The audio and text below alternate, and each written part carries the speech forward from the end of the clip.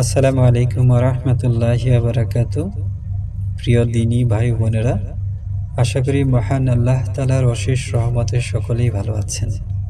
আজকে একটি আমল নিয়ে আলোচনা করব, যে আমলটি মাত্র 3 দিন ফজরের সালাত আদায়ের পর পরিপূর্ণ বিশ্বাস, আস্থা এবং আন্তরিকতা নিয়ে আমলটি করলে মহান আল্লাহ তাআলা আপনার ধন সম্পদ বাড়িয়ে দিবে, রিজিকে বরকত দিবে, অভাব অনটন দূর করবে।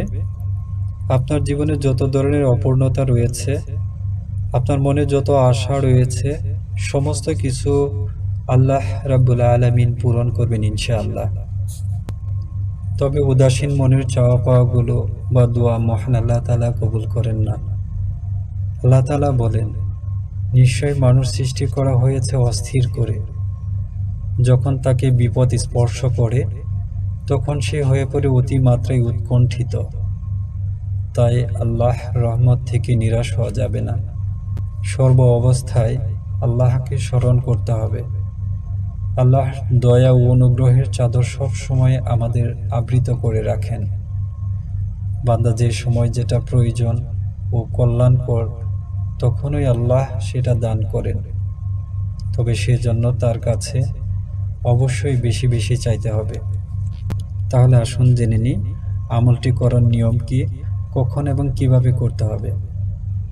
তবে আমলটি শুরু করার আগে যারা আমার ভিডিওটি দেখছেন, সকলের কাছে আমার অনুরোধ, ইসলাম প্রচার ও প্রসারের জন্য আমার এই ছোট্ট চ্যানেলটি সাবস্ক্রাইব করবেন এবং ভিডিওটি শেয়ার করবেন, যেন অন্য মুসলিম ভাই ভিডিওটি দেখে উপকৃত হতে পারে, এবং একটি করে কমেন্টস করবেন।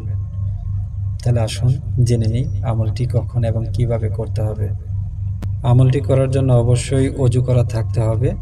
ওযু করা না থাকলে ওযু করে নিতে হবে এবং কিবলামুখী হয়ে বসে পরিপূর্ণ বিশ্বাস এবং আন্তরিকতার সাথে এই আমলটি করতে হবে।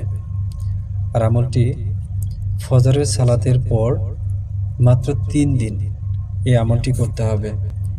অর্থাৎ ফজরের সালাত শেষ করার পর যে জায়নামাজে বসে নামাজ পড়বেন বা নামাজ আদায় করবেন, ওই জায়নামাজে বসে 7 বার দরুদ ইব্রাহিম অর্থাৎ দরুদ শরীফ পাঠ করতে হবে।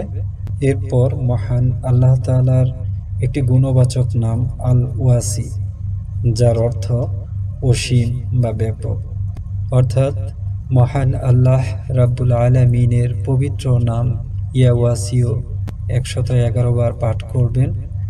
এরপর 160 বার পাঠ করবেন আস্তাগফিরুল্লাহ। পরিপূর্ণ বিশ্বাস ও আস্থা নিয়ে এই আমলটি মাত্র 3 দিন করুন। ইনশাআল্লাহ আল্লাহ তাআলা আপনাদের সকলের সকল প্রকার নেক চাওয়া পাওয়াগুলো মহান আল্লাহ তাআলা পূরণ করবেন। যদি কেউ এই আমলটি করে উপকৃত হন, ইনশাআল্লাহ কমেন্টস বক্সে জানাবেন। আজকের মতো এখানে শেষ করছি। আসসালামু আলাইকুম ওয়া রাহমাতুল্লাহি ওয়া বারাকাতুহু।